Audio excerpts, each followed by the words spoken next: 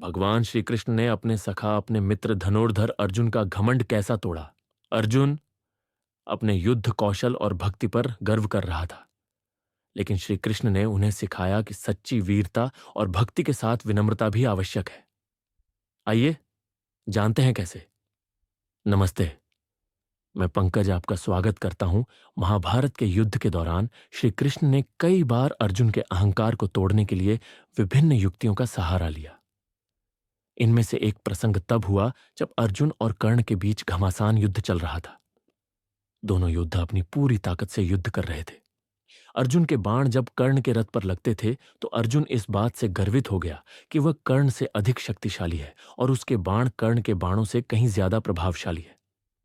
अर्जुन यह देखकर आश्चर्यचकित हो गया कि जब भी कर्ण के बाण उसके रथ पर लगते, श्री कृष्ण उनकी प्रशंसा करते, जबकि अर्जुन के बाणों पर वे चुप रहते।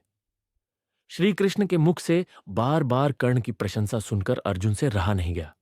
उसने श्री कृष्ण से कहा, हे केशव, जब मेरे बाण कर्ण के रथ पर लगते हैं तो उसका रथ बहुत पीछे खिसक जाता है, पर जब कर्ण के बाण मेरे रथ पर लगते हैं तो वह रथ थोड़ा ही पीछे खिसकता है। फिर भी आप कर्ण की प्रशंसा क्यों कर रहे हैं? श्री कृष्ण ने मुस्कुराते हुए उत्तर दिया, अर्जुन, तुम्हारे रथ पर मैं स्वयं बैठा हूं। इसके अलावा रथ की ध्वजा पर हनुमान जी विराजमान है और रथ के पहियों को स्वयं शेषनाग ने पकड़ रखा है। इतने महान शक्तियों के होने के बावजूद जब कर्ण के बाण तुम्हारे रथ को खिसकाते हैं तो यह उसकी असाधारण वीरता का प्रमाण है। कर्ण अकेला लड़ रहा है, जबकि तुम्हारे साथ मैं और ये दिव्य शक्तियां हैं। फिर भी कर्ण तुम्हें इतनी कड़ी टक्कर दे रहा है। इसका अर्थ यह है कि कर्ण कमजोर नहीं है, बल्कि एक महान योद्धा है। श्री कृष्ण की ये बातें सुनकर अर्जुन का गर्व टूट गया और उसे समझ में आया कि युद्ध कौशल के साथ साथ विनम्रता भी आवश्यक है। अर्जुन का घमंड सिर्फ युद्ध कौशल तक सीमित नहीं था, बल्कि उसे यह भी लगने लगा था कि वह श्री कृष्ण का सबसे बड़ा भक्त है। इस अहंकार को भी श्री कृष्ण ने एक विशेष तरीके से तोड़ा। एक बार श्री कृष्ण अर्जुन को घुमाने ले गए। घूमते हुए दोनों की भेंट एक गरीब ब्राह्मण से हुई जिसका व्यवहार कुछ विचित्र था। वह सूखी घास खा रहा था और उसकी कमर में एक तलवार बंधी थी। अर्जुन को यह देखकर अचंभा हुआ, क्योंकि ब्राह्मण अहिंसा के पुजारी होते हैं। उन्होंने ब्राह्मण से पूछा, आप अहिंसा के पुजारी हैं, फिर भी यह तलवार क्यों धारण किए हुए है? ब्राह्मण ने उत्तर दिया, मैं कुछ लोगों को दंड देना चाहता हूं जो मेरे प्रभु श्री कृष्ण को कष्ट पहुंचाते हैं। अर्जुन ने जिज्ञासा से पूछा, वे कौन हैं जिन्हें आप दंड देना चाहते हैं? ब्राह्मण ने कहा, पहला नारद मुनि, जो लगातार अपने भजन कीर्तन से मेरे प्रभु को विश्राम नहीं करने देते।